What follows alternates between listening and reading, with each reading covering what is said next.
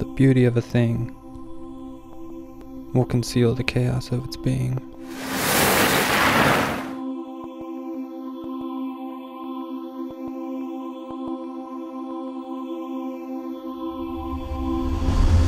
It starts with potential energy, a dream of what could be.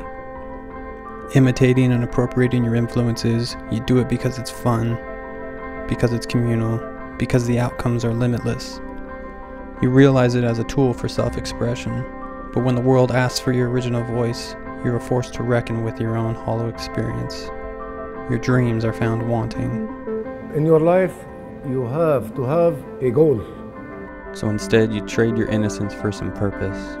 You seek guidance from authority and find fulfillment in a shared struggle. If you're paying attention, maybe you gain a little perspective and see that life is far more complicated and more simple than you ever knew. Life without a goal is nothing. You embrace the grind and find stability in the process. Acting on the wisdom of fellow collaborators and mentors, you become more intentional in your craft every day. Control the light.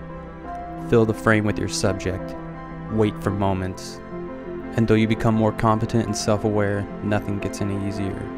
You try in any way to reach this goal. It doesn't get easier because the competitor inside you won't let it. What you've created up to this point simply isn't good enough. And maybe you never will be good enough. Maybe your heart just isn't into it. But you've gone far enough down this road that your obligation to and ownership of the responsibilities you created must override any self-doubt. As the door closes on one experience and opens on another, your field of view begins to expand. The variety injects excitement into your life and presents new challenges to embrace and overcome. You expand your creative expression into other mediums, experimenting on new parts to add to the sum of your skill set. Through it all, you keep grinding. There's no shortage of work and you welcome more of it, because you can't imagine saying no, and because you never know which opportunity will hold the key to your vision of success. You self-initiate your own projects, and you wear more hats than you can manage, because it's hard trusting anyone else when you can barely even trust yourself. And you can't stop. You never stop. You need the experience.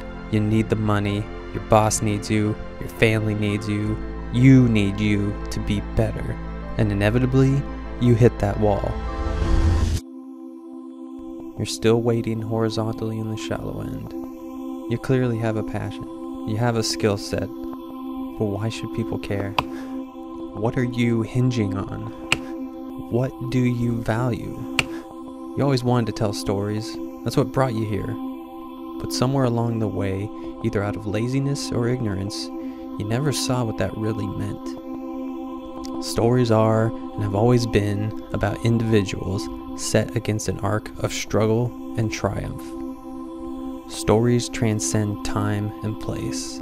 Stories convey a universal meaning. So, with trust and humility, you take a deep breath and step off into the deep.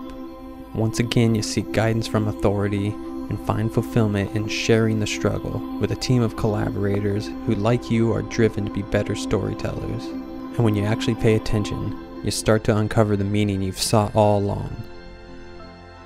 You meet a man whose journey to sobriety found him serving coffee at the same location where once he was a bartender. And I figured I could either turn right and keep getting drunk, or I could turn left and see what, this was all about. So I turned left. You meet a father who works 19 hours a day so that his son can attend dental school on the other side of the country.